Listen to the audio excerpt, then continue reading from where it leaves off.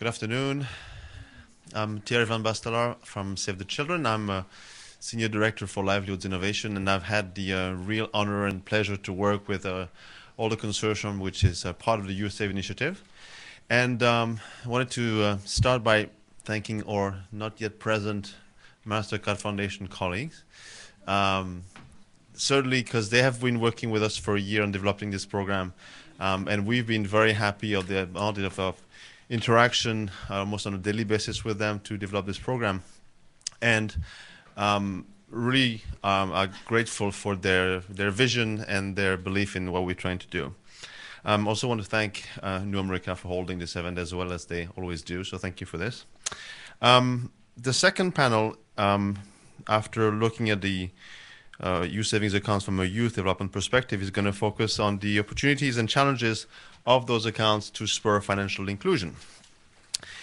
And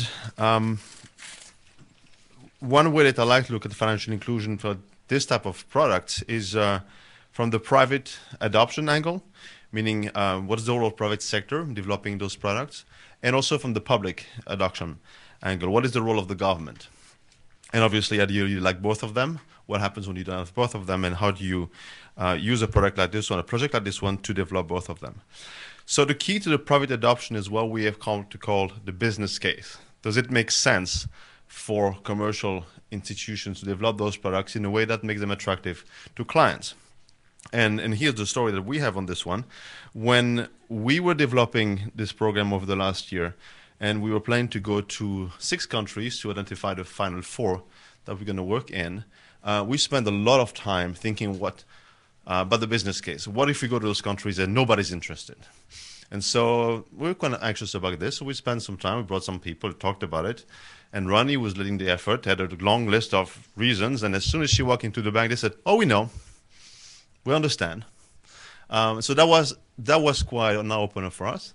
That being said, now that we're going to work with them, we'll have to see what really it takes to make this happen. And so we'd like to see what are the determinants of the business case. And Kate is going to talk to us a little bit about that, followed by Mary. And after that, we make a transition to the role of the public adoption. And in that case, we have nobody better to do this than Chandula, because he is works at a national bank, and I will introduce all of you later. But the interesting thing with Chandula is that when people talk about youth savings accounts, his name comes up all the time. So we're very happy to have him here, and he is best placed to tell us, yes, it makes sense from a business point of view, but also he'll be able to tell us why the legal regulatory environment in Sri Lanka really made it possible for Hatton Bank to be such a leader in youth savings accounts. And the second aspect of the public adoption is really when you have the case of government which is proactively engaged in making those things happen, in addition to providing a supportive legal regulatory environment. And that's really what Beatrice is going to talk about from the Colombian point of view. So on panel we have Kate McKee, who is now Senior Advisor for Policy, Outreach, and Aid Effectiveness at CGAP.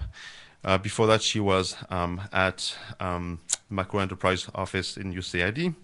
And as she likes to say, she's the godmother of this project because she is really the one who brought us all together. So thank you, Kate. After that, we will hear from Mehdi Hirschland. Now, Mehdi is a well-known author of books and papers and articles all about savings, and most recently a literature on literature review on youth savings for USAID. She also has a connection to this project because she actually was one of the architects of Save the Children's microfinance programs in the early 90s. And so to a large extent, the reason why Save was a credible partner in this project is due to her. So thank you, Mehdi. Then we will hear from Chandula Abewikrema, who, as I mentioned, works for Hatton National Bank in Sri Lanka, and he is the Deputy General Manager for Marketing and Retail Banking, and widely credited as having played an instrumental role in setting up one of the most visible and successful youth savings accounts. He is also the Chairman of the Banking for the Poor Network in Asia.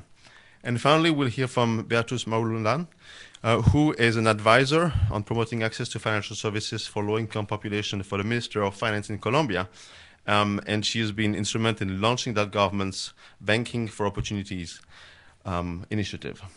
So 15 minutes for Kate, 8 for all the others, and we'll take questions at the end. The godmother gets some benefits. Thank you, Thierry. You stole my opening, but I'm going to use it anyway. So I'm calling this this set of remarks the journey from huh to duh. All right, so I hope you'll see where I'm going with that. So as the YouthSave team fanned out across the globe and got on many airplanes to go, as Thierry mentioned, to 6 countries and scout out potential financial institution partners, there were many things we were worried about, many things. But one of our major preoccupations was anyone going to come to our party? So what we were offering was a premise that it could be attractive to financial institutions to offer youth savings accounts. So we offered that premise and a little bit of technical assistance. I mean, pretty modest support. And what we were looking for was an institution, actually 4 partner institutions, that would embrace this concept and would invest their own resources and would back it and try to make it work in the market and fit it into their product line. We were worried whether this would happen. And as Thierry mentioned, it has. To our surprise, we found a great deal of receptivity. And in the next few minutes, I want to explore a little bit why this is and reflect on the connections in the title of this session, which is Financial Inclusion and the Business Case. So take out your hands, please, and we will have 5 dimensions of financial inclusion that are relevant to the Youth Savings Challenge. And we're going to have 5 elements of the business case. And by the end, I hope you're able to, look at your hands and say, oh yeah, I remember the key points there. So we see the vision of financial inclusion as having, as I mentioned, 5 dimensions, and they each have a youth angle. So the first is, and I'm going to be brief on these, I think it's come up very eloquently, starting with Rita and in Michael's remarks and each of our panelists. The vision of financial inclusion means that all those who need or want, or at least want, financial services are able to find them somehow. And why do we want this? So they can take advantage of their capacities to contribute. And we're trying to serve all people. And when we talk about this particular project and this element of financial inclusion, which is tapping a large and largely unserved market, we're talking about the youth themselves, but also how there might be ripple effects among their families and their peers. So that's the first element, which you can think of perhaps as scale or just getting out there. The second element is these need to be accessible. So the issue about how you actually get the infrastructure out so that people who want services can get them is clearly a central preoccupation in inclusion. The third is that people actually have options, and I thought it was a fascinating discussion about what people want, what they need, the progression of services that they use. How can diverse services be organized for people? And in some ways, I think we're focused on savings because to us that's symbolic of asset building and of long term. But as Carolina and others, I think this very powerful image of the Joker got us thinking about the interchangeability. And I think, Michael, you made the reference to the work that Stuart Rutherford has done. Let's not get maybe so hung up on exactly the form of financial assets and services, and it's more the concept and the psychological and very practical consequences that has. So that's the third dimension of inclusion, is having options, having diverse services. The fourth, and one that's received far too little attention, I think, in the financial inclusion and its predecessor, it was microfinance, and then it was access to finance, and now it's financial inclusion, is the quality of products and of providers. What is the value proposition? You can make it accessible, you can have diverse services, and there still might not be uptake because it's not an attractive value proposition for potential customers. And the final dimension is we're looking for all of these things over time. And we're doing that for a couple of reasons. One is, as I think came out powerfully, there's powerfully suggestive evidence that the benefits are more substantial if these services are available over time, but also that can be a really important dimension of making it work on the supply side. So let me turn to the supply side then. And we're going to get at these. I should first mention, though, the YouthSave project is going to kind of be assessing these 5 different dimensions of financial inclusion through our mixed method research.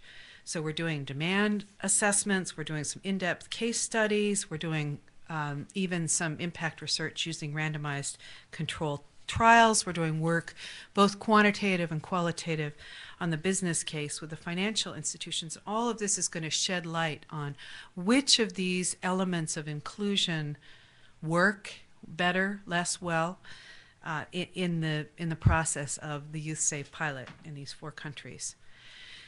But this vision of financial inclusion can only be realized and achieved if we believe, with the help of the market. If we can make it work, but only for very small numbers, we're not going to make a dent in the current financial inclusion picture. So scale and a business case are quite important to achieving our vision. So let's look at the other hand then, the 5 dimensions of the business case. And what I'm going to describe is really a mix of motivations, or what might attract the financial institution partners that we found, and our hypotheses, which are to be tested, about the success factors to make this a go. Rita called it a roadmap, and I guess that's what we're trying to do, is create a roadmap. And I was mentioning to, as we were having a meeting yesterday, that it's kind of like someone said to me once, who was trying to build a very challenging organization around a very compelling but challenging mission. I feel like I'm building the airplane in the air. And that, I think, is part of what we feel that we're going to be doing with the YouthSave, because everyone's on board, but we don't quite know what the journey is going to be like, and we're trying to create the roadmap. So what's the first dimension then of the business case? When Bill Clinton was running for office some time ago, his advisors kept saying to him, "It's the economy, stupid." And here I think a message that's coming through and that we're hearing back from our financial institution partners is, it's the demography, stupid. So if you look at the numbers, they're very compelling in terms of the potential market opportunity that youth represent. I mean, I heard Rita give this statistic yesterday for the first time, and she mentioned it again this morning. It just is very striking. The idea that in Africa, in 2030, the population will still be getting younger in 2030. And that just shows you what that demographic pyramid looks like. More strikingly in Africa, but in the other developing regions, this is also the case. So if you're a financial institution, if you are, for example, and you might comment on this, Beatrice, you're the Caja Social Bank in Colombia, and you're looking at your client base and they're aging, and you're saying, that might not be a sustainable business model for us if we want to be around in 20 years. Figuring out how to tap the youth market in some way is a pretty big market imperative. So that's number one, is just the sheer numbers, the size of the potential market. Heterogeneous, but nonetheless a market that is currently not very well served by formal financial institutions. Second key factor is going to be cost-effective acquisition, being able to get the customer and service them. And there's some interesting questions here that are going to need to be tested as part of this business case. do the customers come forward? You know, is our assumptions about the demand side, do they actually play out? What will it take to make the services attractive? Maybe at least as important is, can the costs of serving small savers be driven down? Now, part of this would come about through product design, but we've heard some of the tensions there that are going to arise around product design. So on the one hand, you can make the product a lot more affordable for the financial institution to offer if it's restrictive in terms of how often you can put in money, how often you can take out money, the kinds of features of the product. On the other hand, this joker concept is like a wild card you pull out of your back pocket at any time when you see an opportunity. And I thought Carolina was incredibly articulate about the dynamic nature of the micro economic opportunities that and risks and investments that the kinds of people we're talking about, even when they're adults, and certainly when they're kids on that transition to trying to build a stable livelihood. So we're going to find some tensions here, I think, between the ideal product from a cost perspective and the ideal product from a demand perspective, and how do we meet in the middle on that. Now, one of the solutions could be technology, and it certainly is a strong interest of some of our partners.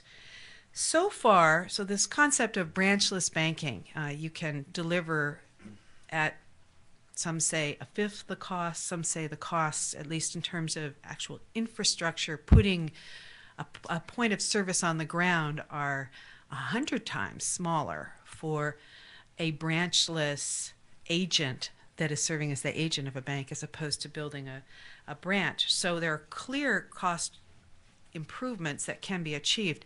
So far, however, there are two things that are disappointing about the branchless banking experiments that are going on around the world. One is that the great majority of users are not previously unbanked people. And the second is that the great majority of transactions are payment transactions rather than deposit or credit or other kinds of financial services. So this is a huge question mark. How will this picture evolve? Because it's almost certain that, at least in some of the places we're working, you have to have technology improvements to radically drive down the cost of offering these more responsive savings services that will actually meet a demand in the market but be manageable by the financial institution. There is some encouraging news. We're seeing more and more interest in deposit services through branchless banking, and some new models and startups that seem to offer more promise for getting to previously unbanked people. And we're also seeing, and this is more sort of informal, that people are taking the services they have and making them work. They're jury-rigging them to work for their actual needs, which I think is probably a hallmark of poor people using financial services in their lives. And so, for example, in Kenya, where M-Pesa now is serving 9 million people, Kenyans, with mobile payment services, mobile-to-mobile transactions, and that compares with 5 million bank accounts in the whole country. About 20% of users are actually storing money on their electronic account. So they're using it as a depository, even though that's not what it's supposed to be. So they're using the server of the telco, of the telecommunications company, as their bank. And so I think it speaks to the possibility that people will move up the ladder from payment services as they gain confidence and trust to deposit services. And it also speaks to the need for getting the policy settings right and the regulations so that we can permit savings through branchless banking, but with the right kinds of safeguards in place. There's one more important question that relates to this cost of, driving down the cost of acquisition and servicing. Oh, he just told me 5 minutes. Okay, I'll be very fast. I actually am almost done. Which is, for this segment, 3. Oh, that's a good compromise.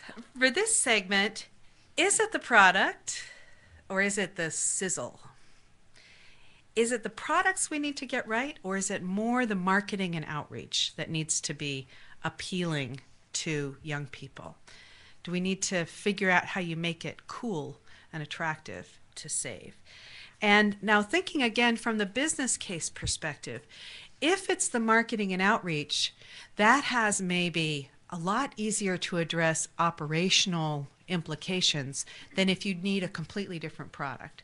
If you can take a long-term savings product you already have and you're just looking, well, how do we get out to the next segment and increase our market share and our penetration into new market segments, that's a really different question from a strategic business case than do we need to design a completely different product and do completely different marketing and channels. So here we have the question, I think, is this youth savings, is that going to be a gateway product that leads to others? What will bring kids in? And this brings me to the third element of the business case, and maybe the most important one. And here, fortunately, we have in the room the author of some really groundbreaking research that's just coming out. Glenn Wesley has been doing a project for CGAP looking at the profitability of serving small savers. And the number one message, for me anyway, that came through that is, obviously, it's not going to be very profitable to be offering a deposit account to someone who's putting money in, taking it out, putting it in, taking it out. It's not that much money. You can't make very much lending it out. What's really profitable is if they come in, and especially if you can acquire them cheaply, if they then over time use other services, if they stay with you, if they, particularly and with youth, this is a question mark, will family members perhaps be drawn to the depository as a result of the outreach to the kids? Will the deposits grow over time? So here's where the concept of total client profitability, which I would say is the third sort of big question mark, comes in. If, in fact, these savers can be profitable over time, if you look at their whole use of services in the financial institution, then that's a whole different business case. So let me quickly then do the fourth point, is maybe flows out of that. It's retention, loyalty, stickiness. How many of you change banks every year? Most of us, we put our money in a bank, we leave it there for, in my case, 30 years, same bank, not very creative. It just seems such a hassle to move it. So this has implications for the business case. And finally, brand and image. And here this is not necessarily about corporate social responsibility, we're a good corporate citizen. It might also be trying to communicate we are a future-oriented financial institution. We are looking at our customers of the future. So there are 5 keys to the business case here. A large market opportunity, cost-effective acquisition, cross-selling of services, retaining those clients and getting their loyalty, and managing your brand. So is this all going to work? Will it actually be borne out in the field? Each of these is a huge question mark. And it's only really when we get out there that we're going to see whether the business case for youth savings is more of a huh or more of a duh. We found partners who think it's obvious, though not necessarily easy. They're motivated to make it work. And if they do, and if we can document in a persuasive way such that there's a demonstration effect in the market, then we have some potential, I think, to make a real important contribution to financial inclusion, both in terms of demonstrating the savings side of financial inclusion and in terms of this segment of the youth market. Thank you.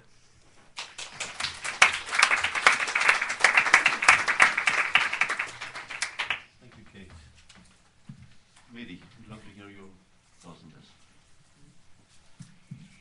That was provocative and very helpful. I hope that maybe I can provide some insights about these airplanes so that we can do a little less building in the air and realize we've got something already ready to fly to some extent. I would like to go back to where Rita began this afternoon. She talked about that when she went into a group of girls, and that she finds this all the time, and she said, how many of you save? All of them raised their hand. And that, in fact, the issue was security and where are they saving. That is actually consistent with everything we know about small balance depositors, that they are already saving, and the issue is not the demand, it's the supply. Where can they save? And I want to go back also to something she said, that what they said in quoting was their perception was the banks are not for us. And I'd like to suggest, and this is what this session is about, the business case. Is there a business case for youth savings? I'd like to switch that slightly and say we have to have a business case because the need is so immense and growing. So it can't be, is there a business case, but how do we make there be a business case for youth savings? And in putting out that question, to recognize that the whole history of microfinance is about moving the frontier. So if we don't see the business case now, we will have it by the end of this wonderful YouthSave and MasterCard initiative.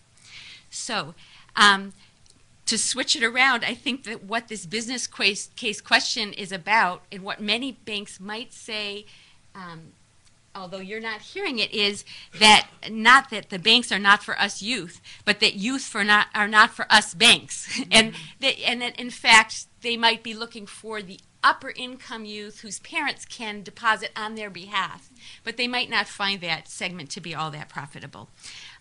So I'd like to suggest that the fact that the youth see the banks as not for them, and that the banks may see the youth is not for them, actually is really good news. So I'd like to take us to that point by digging in a little bit more. What does it mean when the youth say the banks are not for us? I would say the first meaning might be that the banks are, as we put it, socially inaccessible or uncomfortable, or basically that a brick and mortar building that might even have air conditioning, whatever this bank is, that means is intending to bring in large depositors, is not going to feel comfortable to the youth. And in addition, that the paperwork, which may be essential for larger depositors, may be at a minimum uncomfortable and may just not be possible. They may not be able to deal with the paperwork. That the staff, who are also intended to attract large depositors, are going to feel foreign, very educated, speaking a different language in some sense than the youth. So social inaccessibility is one level. The next level, which I think is even bigger, is that the bank is too far away. That for most youth, having to go more than a kilometer or two to get to that bank means that it's really irrelevant. That's not a service. If you have this very small amount to deposit, certainly you're not going to spend that much to get transport. And if you need to walk, which is likely what you need to do, and if that may not be safe or may not be something you do because you're younger already, that bank doesn't exist for you. So that's the physical accessibility. And finally, if they even did make it through the door of that bank, got all the way to the bank, and then went in and then dealt with the staff that are intimidating in the building and the paperwork, what they would probably find is that the products inside that bank have minimum balance requirements that out of range, have fees that would eat up their savings even if they could meet those minimum deposit, and that they wouldn't be able to make the size of deposits that might be required. So that the products are not friendly. What they're really saying, though, if we look at it in that way, what we might say is that it's not that the banks are not for us. It's that branch-based banking is not for us. And that actually that eases up the tension here a little bit for us. And what's very interesting is that the flip side of that is that actually it's not that youth are not for banks, that banks can't serve youth. It's that banks cannot serve youth with branch-based banking, except that higher income youth. And why would we say that? Well, to invest in brick and mortar, to invest in highly educated staff, to invest in these kind of processes, drive is too costly, that the cost per transaction is too high for serving these youth who have very, very small transaction sizes and small balances. Secondly, that certainly if you find that that transaction cost for serving a youth is already high, that you certainly can't now multiply your branches and put one every 2 kilometers. So that this convenience and distance issue is that much, it's an issue from the bank side as well. And that's why they don't have so many branches. And finally, that these fees are not something that's intentionally evil, but actually that these fees are what they need. The minimum balance requirements are all what they need to cover their costs. So what are some of the alternatives? Well, what we could hear about, although Chandra has been asked to speak about something else, is school-based delivery, where you don't have that brick and mortar cost. You can use students to serve students. So that's an alternative low-cost delivery channel. And we have a picture on the wonderful report that YouthSave just put out of kids in their school uniforms and with their passbooks. Very excited. What are some of the other alternatives? Well, let's step back for a moment. And what we might find very interesting is that everything we've said so far about youth and banks is true for small balance depositors. It's all the same. That the banks are too far away, for the branches are, that the terms of the product are not feasible for them, that it's socially inaccessible. And what we find is that actually there is not a distinct youth market.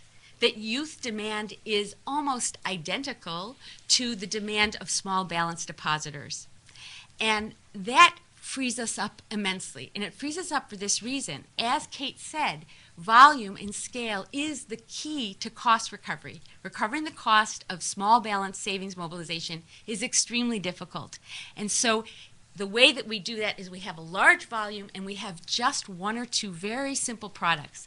That is consistent then. If we can serve youth in the same ways we serve adults, we're doing very well. So some of these, to take that and say, well, what does that really mean? What are these other alternatives? Well, mobile phone banking, which has its issues, as Kate pointed out, is one way. And I just finished a program review. I find it very interesting that I chose one photo. Cover. Yeah, no, there's one photo that's of schools, and the other photo is of a 13-year-old doing mobile phone banking in the Philippines. This service is not for youth. This service is for everyone. Anyone can use the service. In the Philippines, it's legal, and so she's using mobile phone banking. So actually in Bangladesh, Stuart Rutherford's wonderful YouthSave program, but other programs also use deposit collectors and serve youth without distinguishing them from adults. I'm ignoring Jamie, who's showing me 1 minute 1 minute cards. So I'm going to actually just wrap up quickly and just say that this is very, very good news, that the youth market is actually a subset of this larger small balance depositor market. And therefore the airplane, maybe we know a little more about it than we think we do. I'd like to make just a couple points here. One is that that one way that we might need to serve, that we might want to serve, and people talk a lot about serving youth, is to have a product where they can put in any amount and they take it out after, say, 18, when they turn 18. That makes the cost issue much easier, and Kate alluded to this, that the costs become easier because you have this long maturity. You can invest this in, say, housing, which is, I think, what your bank is doing. The issue here is that if you're talking about really low-income youth and youth that aren't in school, they actually need to deal with emergency. So it may not be as much of an answer as we might want. The second issue that I'd like to just have as a final point is there's a lot of discussion about there's a lot of discussion about all the services we need, especially education, so kids learn how to save regularly. And what I want to suggest is that we know that kids save. They already are saving.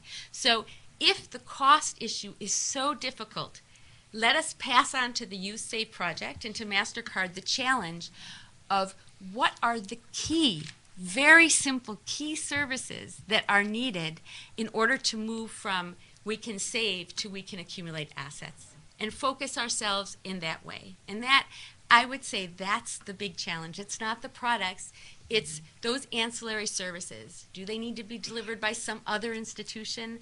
what are they that are really the key ones that get youth to asset accumulation. So, thank you very much. Thank you, Mehdi. Shantula, of course, has known for a long time that the youth is for them. And so we'd like to hear why, from your point of view, this market makes sense, and also maybe make a transition into the role of the public sector in explaining why the environment, the legal and regulatory environment in Sri Lanka made it possible for you to be so successful. Yeah, I think probably the Sri Lankan situation is totally different to some of the situations what we discussed earlier session. We had a bit of an advantage because in Sri Lanka we have nearly 60 years of the free education to everybody, including all the rural areas covered. We have 96% literacy rate in our country, the highest in the Asian region, in the South Asian region. The fact that most of the children go to schools and the free education is up to the university level free. And this fact is a very critical advantage that the country had. And also the government encouraged, gives so many incentives for children to go to school. There are free textbooks, the free uniform, all provided by the government, apart from the education given by the government. Apart, of course, there are private sector schools as well. That was a critical advantage for a bank like us to move, and the reason that we moved was due to the factor that of this free education. There are a significant number of the younger children and the younger generation who are passing out from schools need employment opportunities, and the country faced in 1971 and 1989 two youth uprisings where a considerable number of youth were killed in order to crush the uprising. And this is one of the reasons that a bank like us felt that it is important for us to, not only our thriving as a financial institution, but survival depends on the better political and peaceful environment in the country, and creating access to youth was at that time felt paramount important. And also the fact that the support of the regulators and the fact that the identity of individuals are in Sri Lanka, most of the citizens, all the citizens have identity cards, and also the young kids, all majority, I would say 98% children births are registered, so birth certificates are there. So that's a critical advantage we had. Any child could have a birth certificate, which is essential for them to open a savings account, and and also the regulation from the point of view of the central bank, which encourage the children's savings, and also had the children's savings were not allowed to be withdrawn until they're 18 years. So which is again an advantage for the banks like us. One of the important things what we used was the infrastructure. The school, we felt that you need to use reach to the young people, to the children and the youth, and we took the advantage of the school system, which is the already set up infrastructure to, as Madi said, that you need to go to where the children are, where the youth are. They would not be coming to the bank, brick and mortar bank, but you need to reach them where they are. So majority of Sri Lankan kids, the young people, were in the school system. So we went into the school system, we used the systems without really, we took advantage of the easy path, because and I think I would encourage all anybody want to reach young people, take first the easy path. If there's in school infrastructure, it may be 30% or 40% or 60% of the country reach.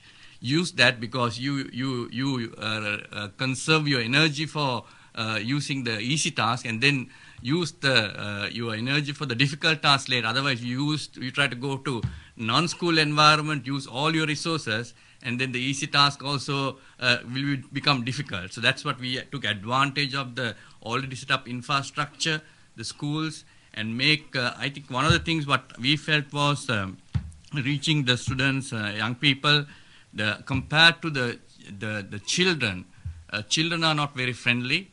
The adults are not very serious. Again, they are not very friendly, but the youth are very friendly. And they look friends. And if you want to reach the youth, you need to have a youth-friendly environment. So we began to use the youth to serve youth, and that's why I went to schools, identified youth themselves to manage the youth banking setups. We have about nearly 200 school banks set up, which is managed by the students themselves. And one of the things what we took advantage, as I said, this factor that the money cannot be withdrawn till they are 18 years. Now, a lot of people would ask the question, why this is an advantage? See, what is the difference between the adult savings and the youth savings? What is the motivation adult to save, and what is the motivation for the youth to save? And this is important.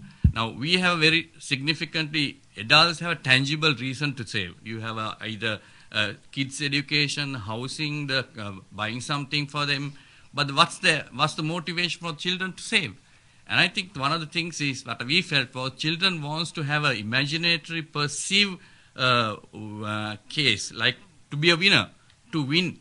And you have to create that aspect that this is a winning case. This is not just taking money after 2 years or 5 years or 6 years, but to run a marathon and you become a winner and you run inch by inch, accumulate it.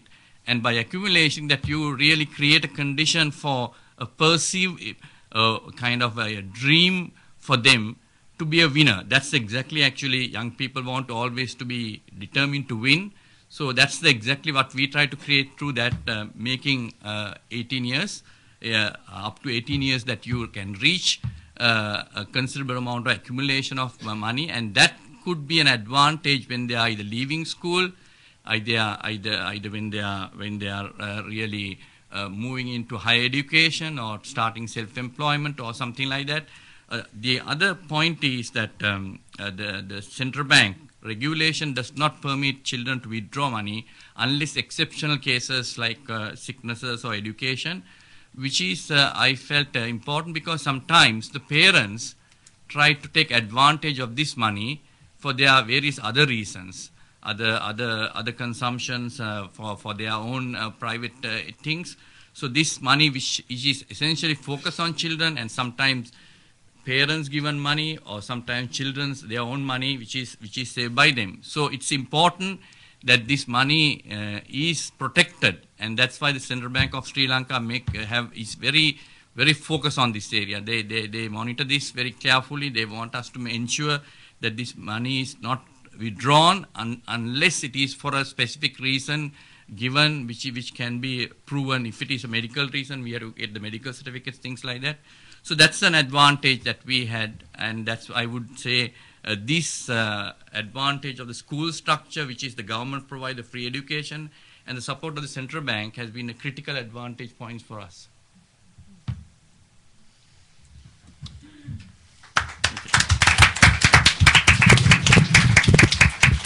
Thank you, Chandula.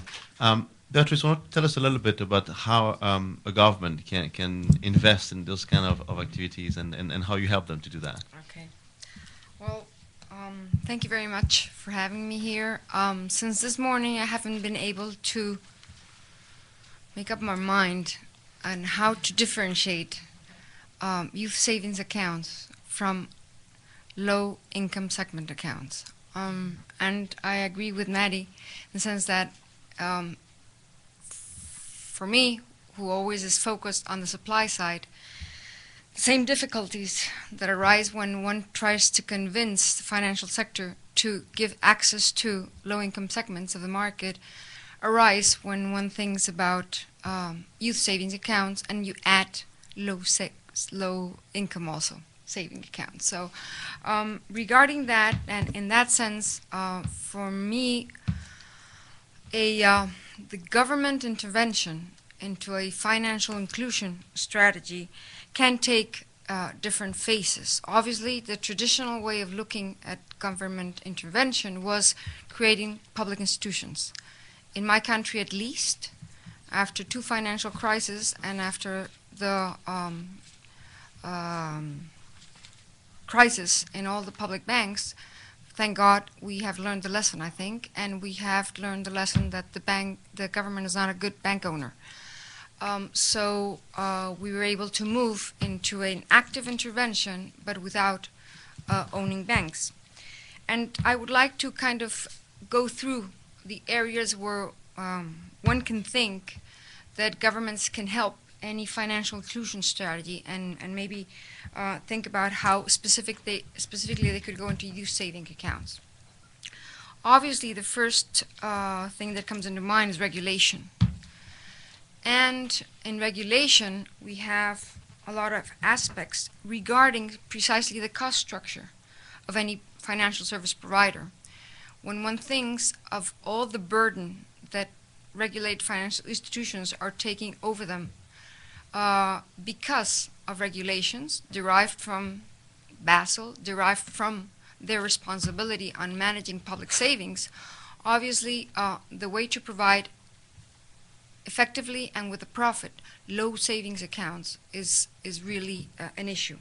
In that sense, I would think that when thinking about youth savings accounts, regulations regarding not really the characteristics of that product, but issues on KYC, know your client regulations, put a very high cost structure on opening the accounts for the financial institutions. Now with Basel II regulations coming into place, all the regulations regarding operative risk is making the cost structure of the institutions go higher even than we were 5 or 10 years ago. In that sense, making the regulator understand that it has to be a risk-based approach, in the sense that obviously you have big operative risks when you have very high balance accounts, and very low risks when you have low balance accounts is an issue, and in that sense you can move, and government and regulators could help a lot in this issue. The other regulation that has already been mentioned is channels. Do we still require the banks only to operate through brick and mortar, or are the regulators going to be at ease authorizing the agent or the branchless banking model? Everybody's talking about mobile banks, but and cell phone, the big experiences are undertaken right now by cell companies. When you go into banking supervisors, they start getting very nervous about security of information, about savings in general. How safe are they when they're mobilized through a mobile device? So issues regarding regulations on these new channels are critical if we're going to move the cost structure in order to enable low balance savings accounts. So those are just some examples on regulations that the government can be brought in and are critical, or else this is not going to go anywhere. Financial education, it's funny that I'm going to talk about financial education. I don't know a lot about it, but what I'm hearing from the financial institutions is that they feel that their clients, their ability to go into low income segments would require educational, financial education given to those clients. In that sense, thinking about, especially this is one advantage I think we have with youth, maybe thinking on having financial education into the curriculum of their normal school attendance. Peru has been very innovative in this, and Peru now has a very good example of an alliance between the supervisor, the banking supervisor, and the Ministry of Education on how to do financial education in schools. Other examples is co-financing campaigns, public campaigns on saving culture, on agents, on security of agents, etc., etc. And I'm going to go, because now Jamie's showing me the timing, further into different innovative ways of thinking of government intervention. And here I'm going to talk about incentives. Everybody would think initially on incentives to the clients, and here I'm going to talk about incentives to the banks. This market is not easy for them. They do not understand it. They do not know how to manage it. They know there's a potential, they don't know how to grab it. So in the sense that this project is looking at it, I find it very interesting, and that's how, for example, in Banking for Opportunities in Colombia we've been doing, how to provide incentives in two types of forms. First of all, technical assistance. For people that come from outside of the banking world, it might sound very weird that you have to teach banks how to design saving products. Well, you have to, because these savings products have different characteristics. The microfinance industry has done a lot in the credit area. In the savings area, not much has been done. Obviously, Indonesia, Bangladesh have been kind of openers of new roads, but in other countries, we have to do a lot in that. Cost-sharing initiatives, government cost-sharing initiatives, it's a very uneasy ground for governments because banks normally are kind of that political alliance you can do with. Banks are not very well named for, and especially not after the crisis. So how you structure co-sharing experiences. In that sense, Colombia has now some experience in co-sharing, for example, the use of the new agent model, which apparently is so low cost, but even so low cost was they were not going into very far municipalities, into rural areas, very party rural areas, and through an initiative to share their cost, to open those agents, we're able to move their frontier out into areas where they would have not gone, or they would have gone 5 or 10 years from now. So the government can do it, and it can use very effectively public funds to do so. And obviously incentives for demand. Are they needed or not? I think this project will teach us a lot on how much incentives you would have to put in.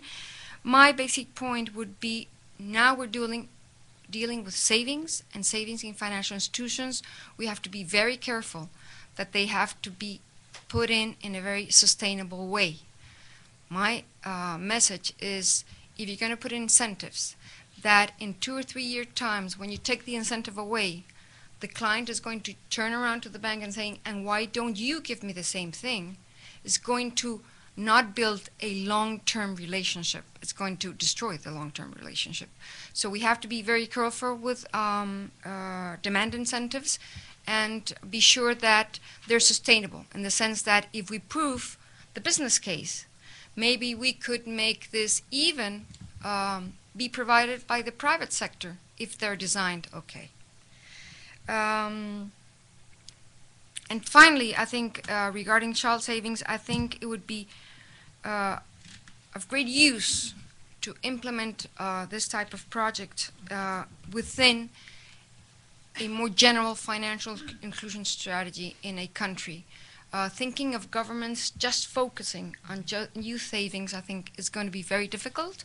But I think if we can move into general financial inclusion strategies, and with that sub-segment youth segments, it could be life a bit easier. That's it. Thank you.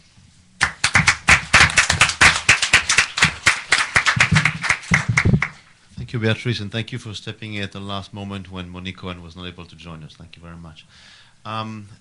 Kate has kindly agreed not to comment on the comments so that we can go directly to the floor. So let's probably take 3 questions at once, and then we'll ask the panelists to answer the ones that they feel most comfortable with. So please indicate your name when you ask a question.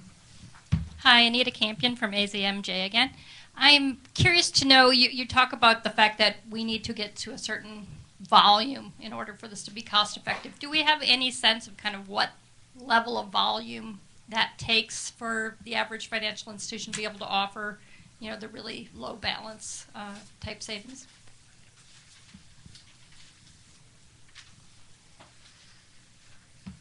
Jamie, in the back. Thanks. Jamie Zimmerman with the New America Foundation. I'm sorry about this, Thierry, but a couple of comments and then a question for the entire panel. The first comment is just a clarifying one because we would like to acknowledge those who were so graciously gave us the cover photo for the YouthSave report. That this is a photo from Women's World Banking, and this is inside of a bank branch and not inside of a school. And so just wanted to make that really quick clarifying point that that this isn't school-based delivery, and actually the majority of the examples within this report are also not school-based delivery. But that's just a minor point. The other point I wanted to make was to Beatrice on, I think, your very valid concern about the demand incentives and what the impact of taking away those incentives might have on the use of financial services. And my understanding, and there are others in the room who know this better than I do, but my understanding is that actually in the cases where those incentives, even the matches that happen regularly, 1-to-1, 2-to-1 matches, the very, very intentional incentives are taken away, the relationships with the financial institutions are preserved. This is the case in the Puno Cusco Corridor project that Carolina Trevelli, at least from what I understand from Eves, as well as some others. But I think that the point is valid. At what level, what kind of, we talked this morning about sustainable subsidies, and I think that was actually a really good point. So I think there is a fine balance, but I think that that it's not always a case that once the subsidies are taken away, that it'll ruin the relationship with the bank. So, coming to my question, sorry. So we're looking at the scalability of these types of accounts, and something that I've heard from all of you is that really the institutions matter, and that's what was said in the last panel as well, and particularly the institutions that provide the access. For Meidi, it was the mobile phones and the new technology. For Chandula, it was the schools. And with Beatrice, it's incorporating into the government financial inclusion and the social safety nets that already exist. And I was wondering, from your perspective, what are some other institutions, what are some other mechanisms besides those three that maybe we could be exploring? Cards, I don't know, I wanted to leave that to you. And if so, what do you find most compelling and exciting? Okay, that's probably worth two questions. So why don't we, since we had some nice focus on scale here, whether we can have some comments about that from whoever's interested? Well, I'll just share a little bit more of Glenn Wesley's research here, because I think it's instructive. So he looked at an MFI that does banking, does deposit services in the Dominican Republic, and one in Uganda.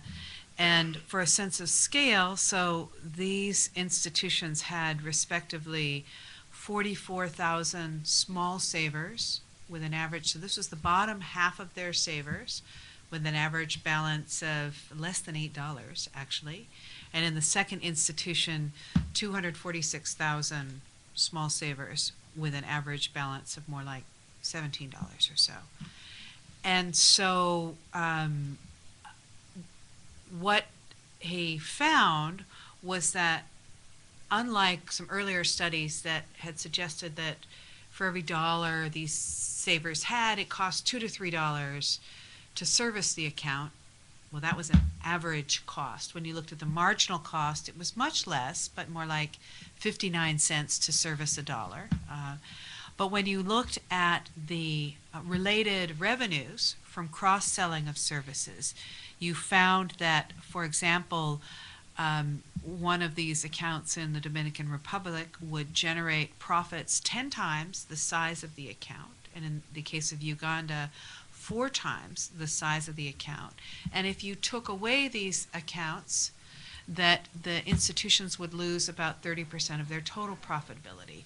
So I think it gives a little bit of the sense of the dynamics here, that they might be quite small accounts. You need to look at the whole behavior.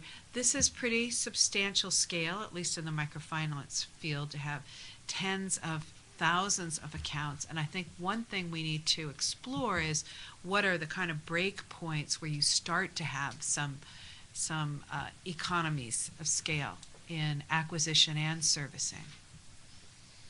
And just one point on the other kinds of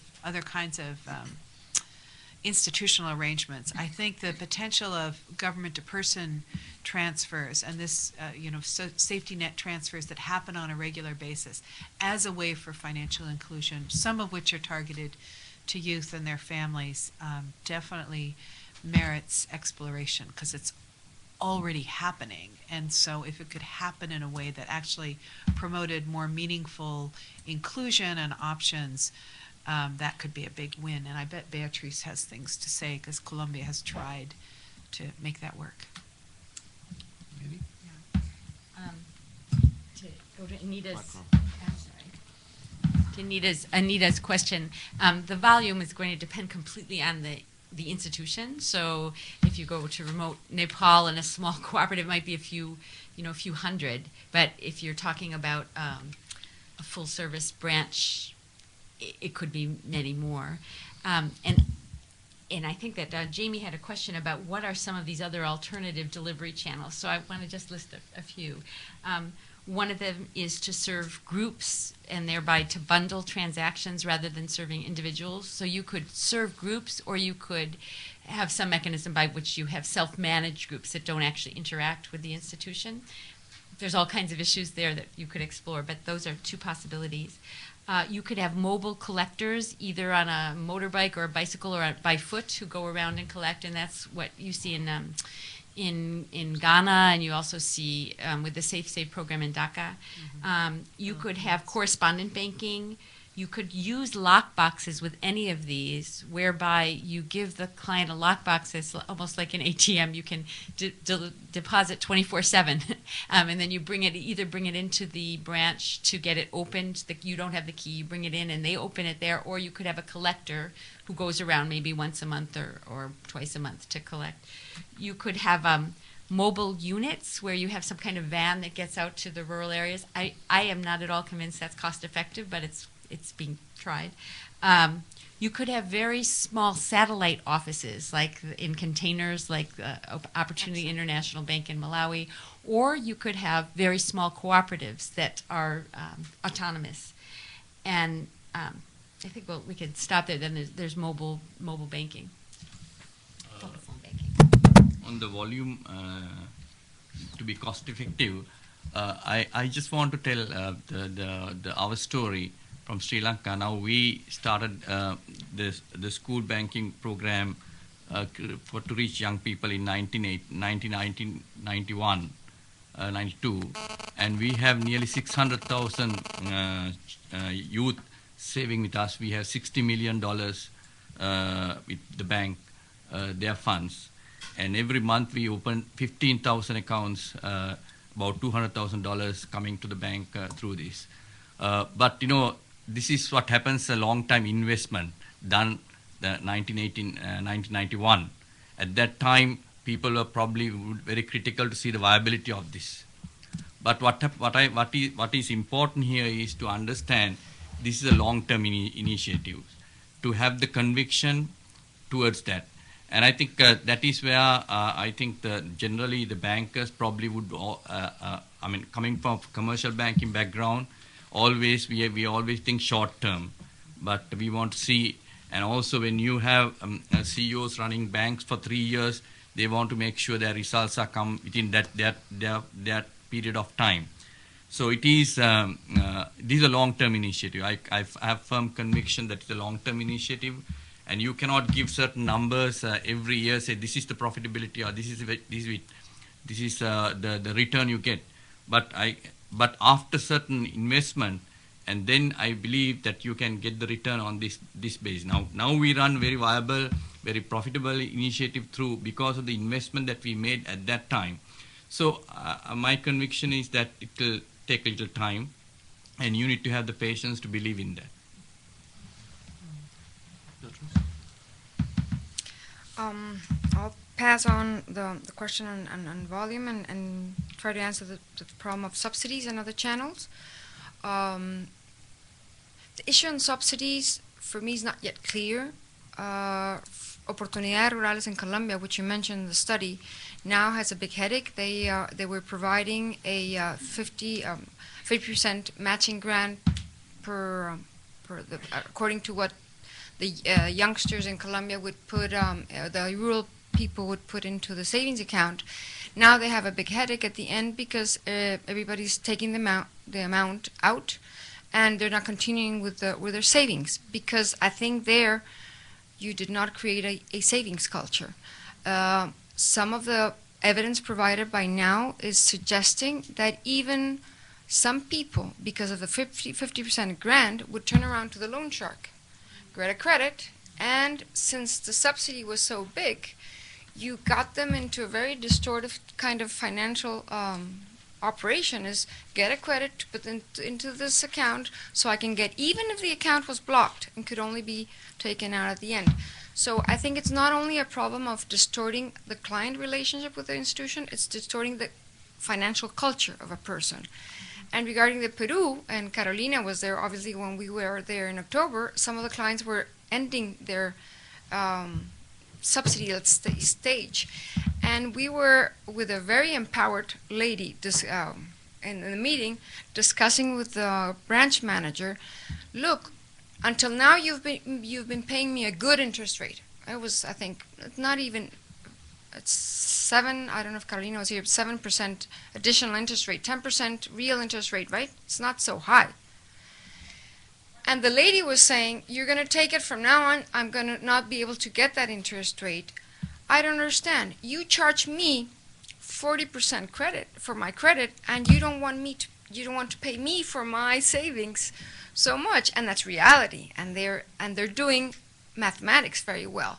So those questions have to be answered. And what I'm trying to say is, obviously we might need subsidies. The way that we could put them in have to be designed very well and thinking in the long-term relationship. That was my point. In terms of agents and the CCT program and the use of the CC and government to persons, any type of relationship, Colombia took the decision in 2007 to pay the CCTs to, at that moment, 1.5 million families. Now it's going up to 2.2 million families, not in cash as it had been previously done, but through deposit to a savings account. So we have the Banco Agrario, the state-owned bank, has been bankerizing what we call this huge amount of clients. Obviously, they're being paid by the cash transfer program for the opening of these accounts. We had to make a lot of changes in regulation to simplify KYC procedures and everything previously as a seed ground in order to work for that.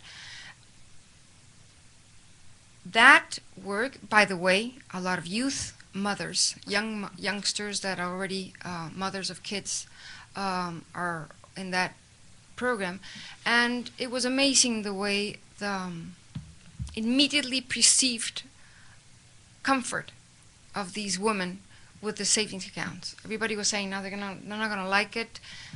The savings product has a debit card, and they're using ATMs to take the money out, and they are very happy with it. And in that sense, I think it's a good experience. In the sense of how do we bring in providers, that tender process, the only bank that was willing to go into the tender process was a public bank. The private banks were not able to make the business case at that moment, 2 years ago. And a lot of issues came up. So we still have to deal with that and to be able to prove. And in that sense, this experience in documenting these business cases will be, I think, groundbreaking to teach other banks in how you do it. Thank you. Short time. 3 more questions. We're at the back.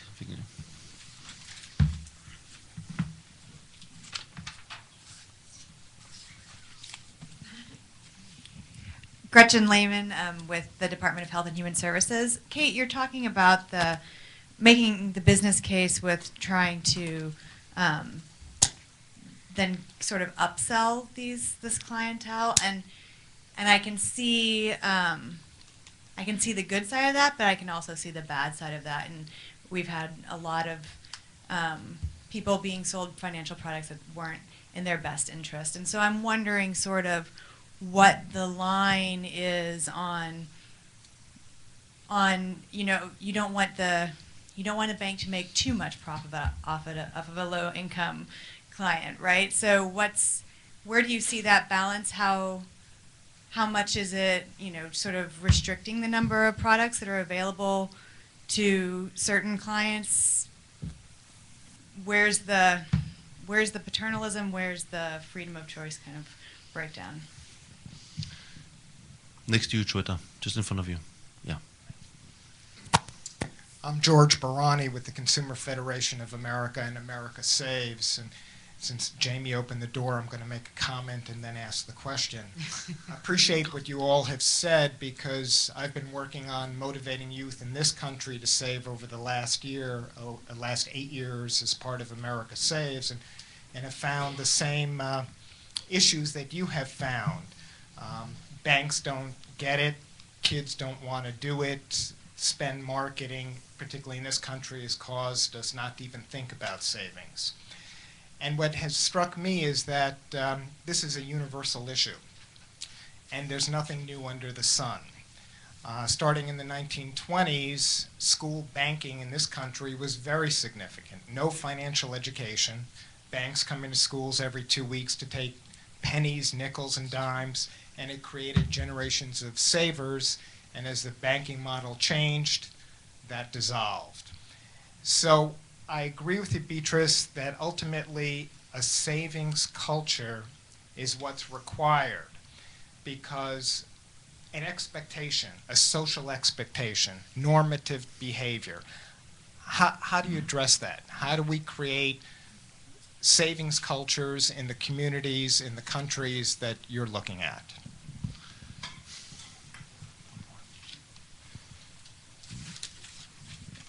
Hi, my name is David Pereira, South North Development Initiative. I heard imagination brought up a lot of times regarding children, and we know that they have wonderful imaginations. However, I wonder about financial institutions, as Beatriz brought up, saying that maybe we have to teach banks how to make different products. Do you think certain policies or certain institutions can start to instigate that that shift, or to start to create a different imagination inside of the proper banking institutions? Because I feel that America and Europe have a very large hold over how the rules go, and if we want to include the rest of the world, maybe it should be opened up to various other countries. I don't know, your thoughts? Thank you. I just want to interject one thing, based a little bit on what George has said. We talk about savings culture, and when there's no savings culture, there's no savings, or when the incentive goes away, people stop saving.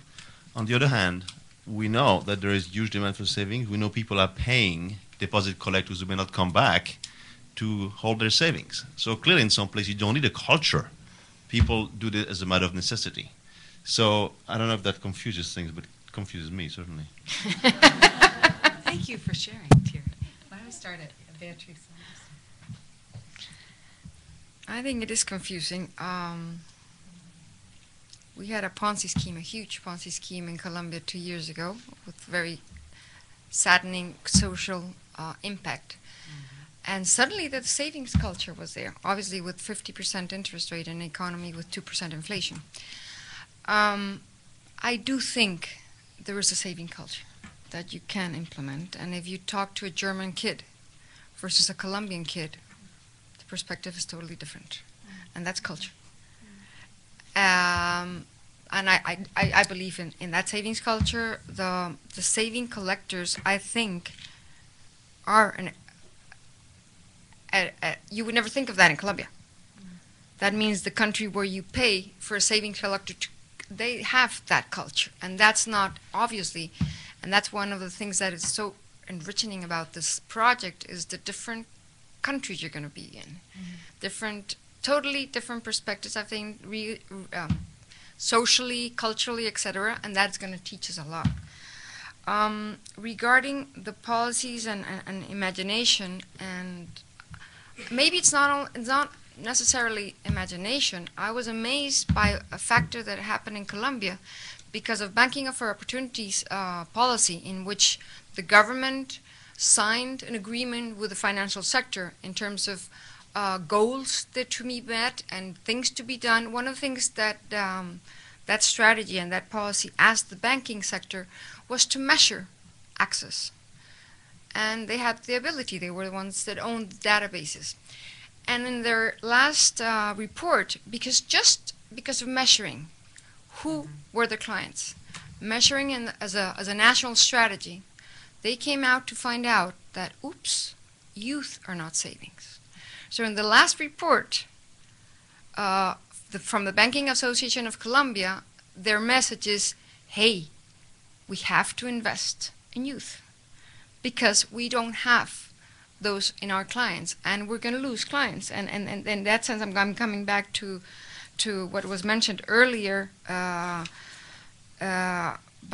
Kate. Obviously, they see the potential, and when they realize and put numbers to it, they know the potential is there. How to take advantage of the potential? How to reinvest those factories, because that's what they are. How to reinvent themselves is what we have to help them. I think the savings culture means, I think it's already there in people, because if you go back to the history, people used to save in kind all the time.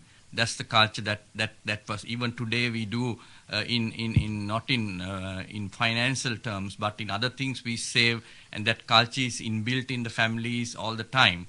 And then you need to bring that surface into in the finance side, in the money side, and create that awareness to the society, the impact of it, and then it becomes a part of the, I mean, the qualities that were already there in the lives of people. The fact that on the imagination side of it, and this is something which we have really worked on as a bank when we try to go towards young people. We always felt that the young people we need to create something for them to save, incentivize them or to motivate them. And I mean, unlike the adults, which has a tangible reason to save, the young people have to have a certain imaginatory desire for it. You know, you have to create certain benchmark. Like for instance, when you go to school, you have certain benchmark to go towards. Whether it's in the sports area, whether it's in studies area, primary, secondary, tertiary education. So you need to create certain benchmark, and each benchmark you have to create imaginatory desire or a vision or something for them to look, but make sure that they are going to be winners. And that's exactly sort of, you know, the savings culture would create them certain imaginatory desire, ambition for them to, you know, be involved in a great accountability and, you know, take responsible behavior, that kind of thing. We have created through this. I mean, that's exactly the way that you can really make sure that there is a from tangible side to go to intangible area for youth to have imaginatory sort of, you know, a good, feeling good thing in the future as a result of savings.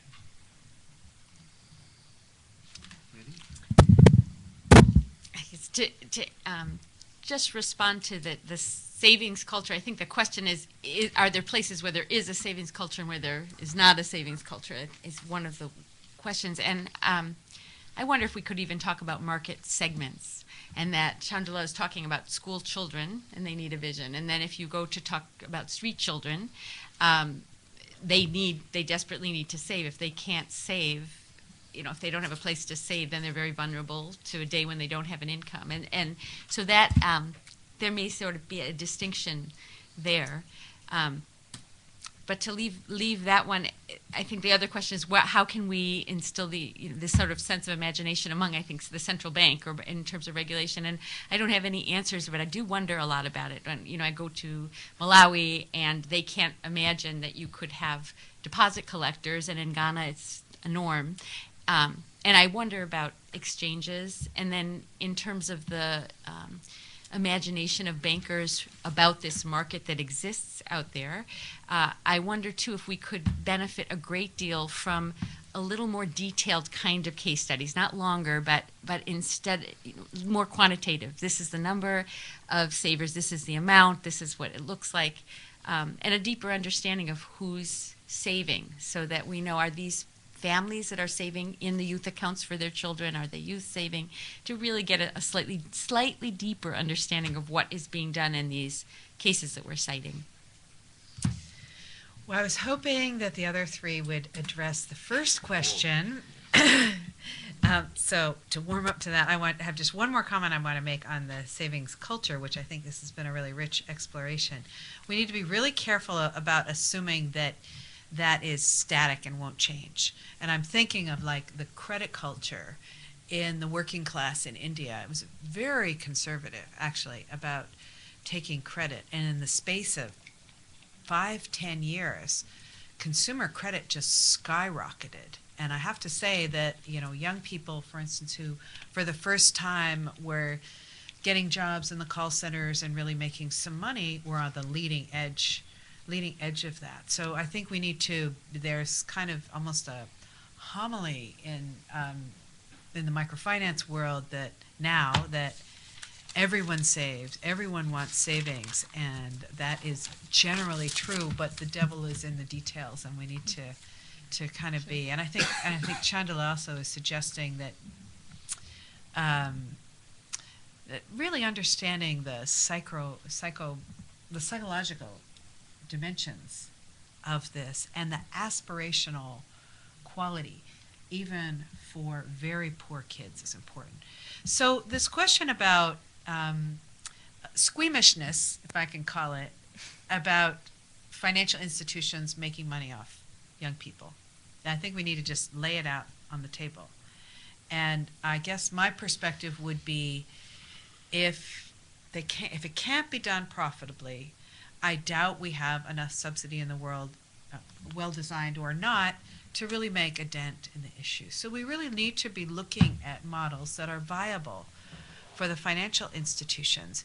And honestly, I'm not sure what's so wrong, for example, with a product suite for young people, and maybe in many countries you can't borrow actually until you're 18, but even if you could, that would have this long-term savings, but then a very quick and probably fairly high-cost emergency loan arrangement that would let you leave the savings untouched. And the combination of the two products is much more powerful and safer in a way than either one by itself. So I'm not saying that we shouldn't be keeping an eye on profit levels and thinking hard about the combination of products we would like to see. But if we're not willing to really, let the private sector be experimenting and understanding the kind of value proposition that the customers see, and being willing to trust them a bit, I'm not sure we're going to get there in terms of really financial inclusion.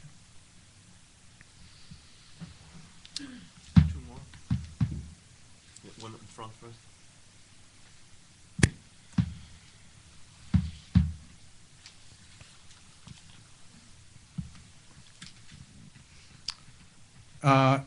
Charge and freelance correspondent. I have a couple comments. As to the title of the first panel, it said Youth Development through Youth Saving Account. And this is very good. What we do, we build a future good citizen. So banks should realize that they are doing a very good service for the nation. And people here talk about the saving culture. I think this is very good to build a saving culture of next generation. And this we talk about save money. And now we talk about energy. conservation energy. And really, conservation energy is lots better than the looking for new energy. I didn't mean that new energy is not important. I just want to say how important are the conservation energy. And can you imagine if next generation have conservation in their mind, how much you think next generation will conserve the energy more than now the generation. And we are doing now, I tell you, it's not sustainable, no matter in which sense. So this is very important. And our second panel, basically, is my judgment is talk about some technology issue. And also, if banks are willing to do this and to serve the nation, they can solve all the problems. Thank you. David, last one.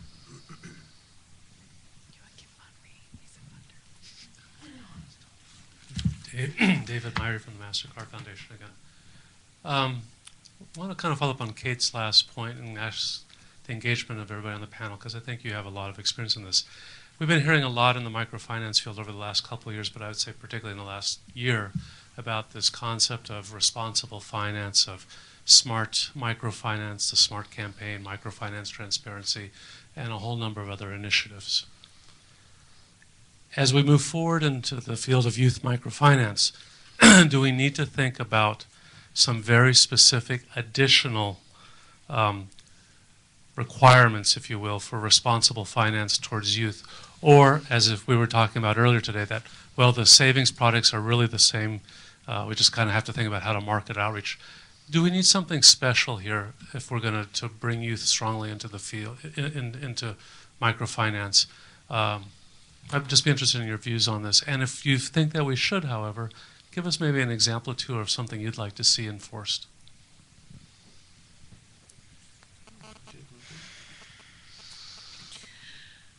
I think actually that not everyone in the room might know about the SMART campaign, but it's an initiative within the microfinance sector to try to implement 6 core principles of client protection and fair treatment. And I think the one special thing I might do about youth is, in a way, it's your comment about energy conservation. And I think if the wrapped in education and financial capability and awareness things we're going to be doing could be creating the expectation for responsible behavior from financial service providers, that could be a pretty powerful thing. So these 6 principles are around transparency. I should expect to be able to understand the pricing terms and conditions and risks of the services that I'm getting. I should be able to expect that my financial service provider will not cavalierly over-indebt me. I should be able to expect reasonable collections practices, not to be asked for kickbacks, to have my data treated with some care, my private data.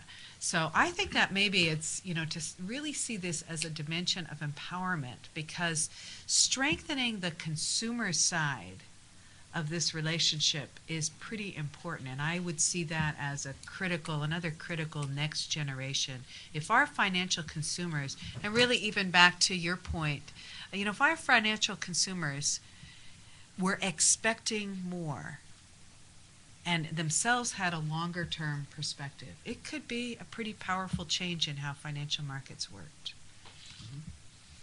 Judy? I don't have a lot to add there. An alarm goes off, and I think you've addressed it with this idea that the way that we can make these youth accounts profitable is to see that they use other services, and the idea that you would want to have kids getting into debt is a worry. So I suppose this over-indebtedness or indebtedness is something that I keep in mind, but I would agree with Kate. On the point of the responsible financing, recently I addressed on the board governance conference, where I think the most of the corporate talk about the triple bottom line, the 3 Ps, the profit, people, and planet. But at the board meetings, only the reporting discuss about the profit, but not about the people and the planet. And then the importance of the even discussing reports about the unemployment, the poverty head counts. Does it discuss at the board meetings in addition to the profit? And I think that's where I think that we need to sort of enforce kind of awareness to the bankers, particularly this aspect, that if we are really serious about triple bottom line, bring the reporting about the other 2 Ps, and then discuss, and then probably they'll be inspired to move into. In the people, the youth factor will be a critical thing as we discussed today. Beatrice? Maybe I would like to link on the question I didn't answer because I forgot. But the one was in the back, pricing, and can you make this a profitable business?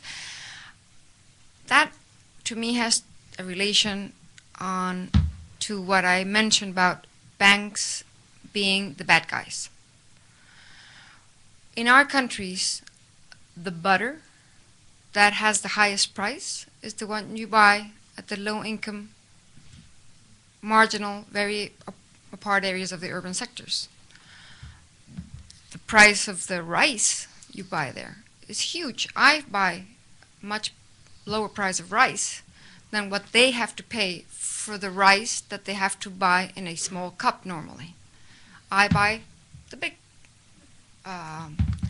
rice. And I always think, why in the financial sector haven't we been able to explain why selling a small cup of credit is much more costlier than selling a big pack of rice, big pack of credit. In that sense, I don't think the discussion is, are they going to rip off anybody? Are they going to recover costs and make it profitable, especially when you're regarding savings?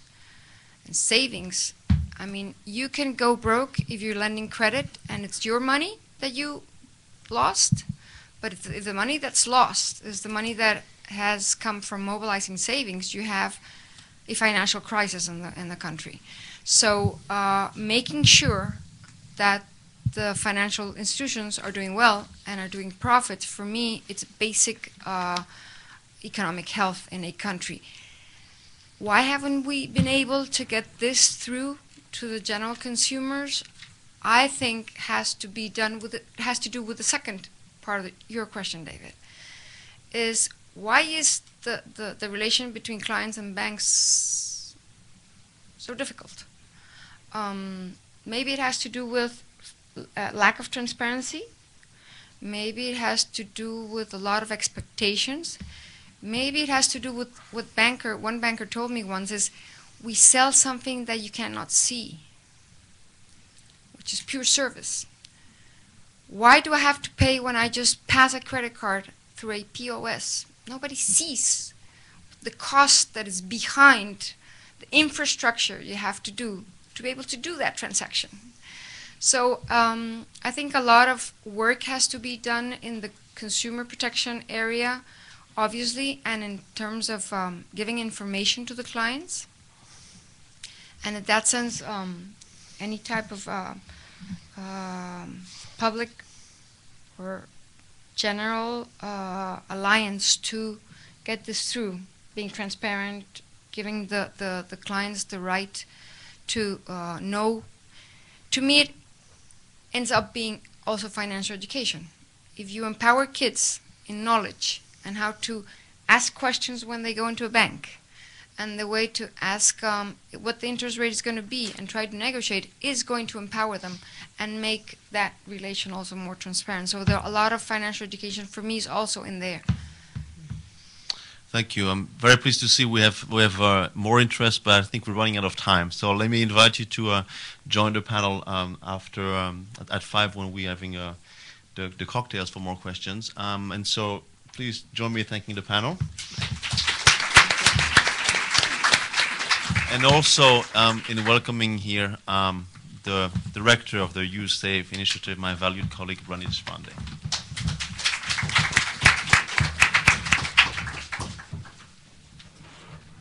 Hello.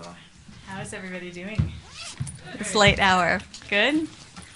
Thank you, Terry, and thank you, our panelists, and thank you to everyone who spent your afternoon with us. We very much value your presence and take it as a mark of the interest that we're very gratified to see is evident in this topic.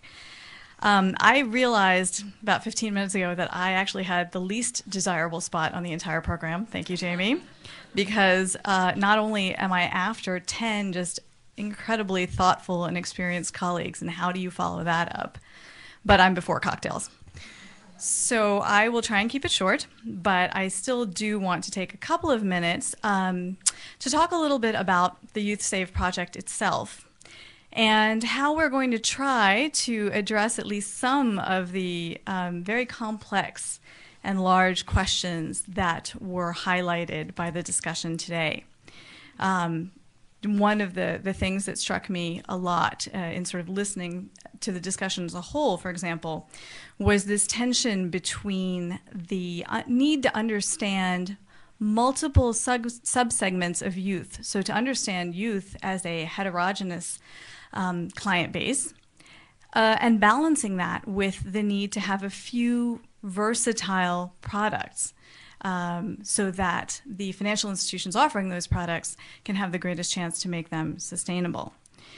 I think there was a similar tension, or perhaps just a sharp question, that was ably identified by at least one of our commentators that revolved around the need for ancillary services and balancing that with, again, the need for sustainability and the resulting question of who offers those services.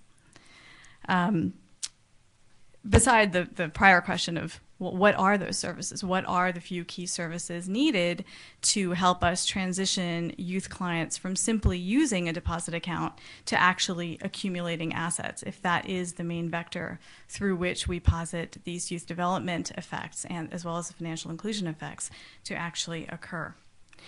So there are a lot of unanswered questions around how you offer a youth savings account that is supportive of low-income youth, not only accessible to and attractive to, but actually supportive of development outcomes for this population, and at the same time commercially viable and sustainable. And I think we'll all agree that no one donor or project could take on this incredibly ambitious agenda. And so, as you know, somebody who's going to be involved in this for several years to come, I really look forward to continue to exchange both our questions and our learnings with those of you in this room as colleagues who will undoubtedly explore the many, many areas of this field that remain to be investigated. I also want to, at this juncture, really thank the MasterCard Foundation for choosing to invest in this exploration now. I think, Rita, you talked a little bit about why now. And I just want to add from my perspective that, in addition to the serious demographic trends that make it sort of the timeliness of this topic fairly evident, I want to also add that we're lucky enough to kind of benefit from a convergence of information that's surfacing now as well, both on the youth development side, where we have these really promising and tantalizing sort of indications of the utility that savings could have in changing the attitudes, behaviors of youth, especially sort of at that critical adolescent stage. But also on the financial inclusion side, where we are also uncovering evidence that small balance depositors, there is a business case to including them in the client base of an inclusive financial institution, that they do add considerably to the overall profitability of a financial institution. So I want to thank, again, MasterCard Foundation for investing in this exploration with us right now. And go over a little bit what our project in particular is going to do to attempt to contribute to the exploration of some of the salient questions around it. What are the questions that we are going to really focus on addressing? I think one question that will go a long way to answering a lot of the larger questions that were highlighted here is really the question of who saves. Ray, I think, was saying that the question of whether youth save is no longer such a salient question, but I think the question of which youth save and how they save is still incredibly relevant, both to inform policy approaches, perhaps to youth development, and certainly to inform the design of sustainable savings products for that client segment. So in addition to who saves and how they save, there's the question of what does it mean? Why does it matter? What's the difference? What does it mean for youth? And specifically, do the positive impacts on the attitudes and behaviors of youth that we've seen in other smaller scale studies, can they be replicated, and do they hold up in different contexts? If the answer is yes, it can have very exciting implications for the Youth Development Toolkit overall. And also, what does this mean for financial institutions? Can accounts that attract and retain low-income youth also be an attractive business proposition for financial institutions? Again, if the answer is yes, very exciting implications for the combination of public and private supply in this area. So to answer these questions, to attempt to answer these questions, and also to share the answers that we will find to these questions, the project is really going to work through three basic strategies. First, we're going to be working with local financial institutions, one financial institution in each of the 4 countries that we'll be working in, which are Colombia, Ghana, Kenya, and Nepal, to develop and roll out responsive savings products for low-income youth. For low-income youth as well as youth in general. So while we don't expect these to be niche products for a particular subsegment of youth, we do want to make sure that they will be accessible to and attractive to low-income youth. And the goal of this sort of pillar of the strategy will be to test different approaches to both scale and sustainability in rolling out these kinds of products. I'm happy to report that this process, we are excited to say, will involve in-depth market research of a kind that we've very rarely encountered, at least publicly available, around kind of the demand profile for youth savings products.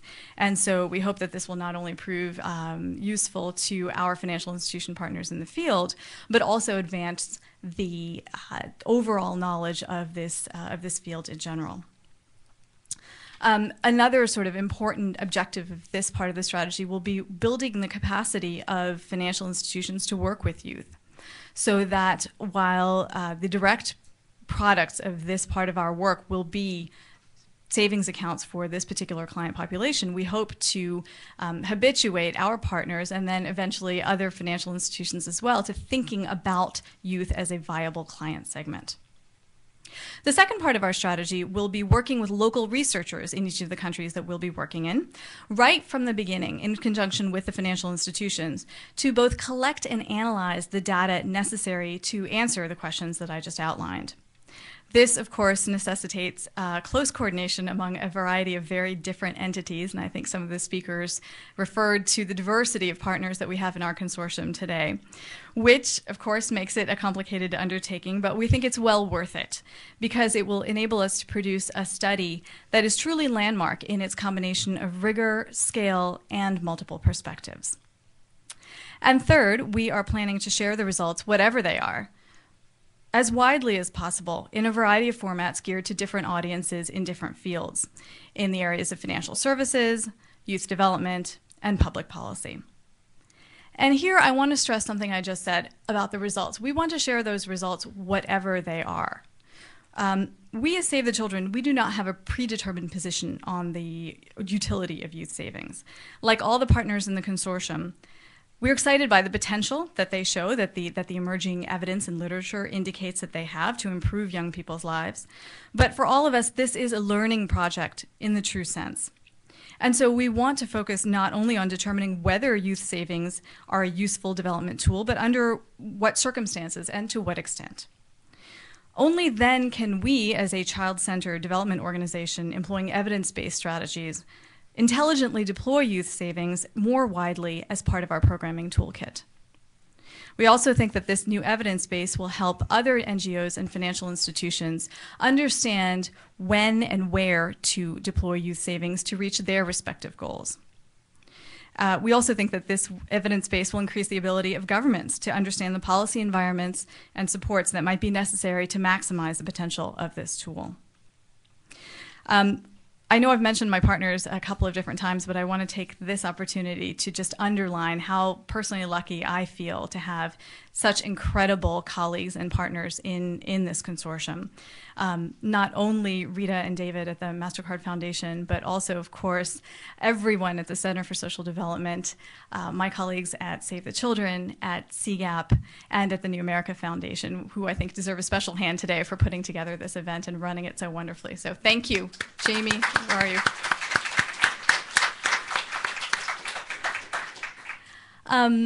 I also want to thank our expert advisory board, which is a body of 10 very knowledgeable individuals who have flown in from all over the world today to lend us their wisdom, act as our sounding boards and our critical friends, and I look forward to their continued involvement throughout the duration of this project. So thank you again, expert advisors. So I've said a lot about the hows, I think, of this project, but I want to take a minute and talk a little bit about the why of the project. And to that end, I hope that you will indulge me in engaging in a little bit of a thought experiment with me. Okay? So close your eyes. Okay?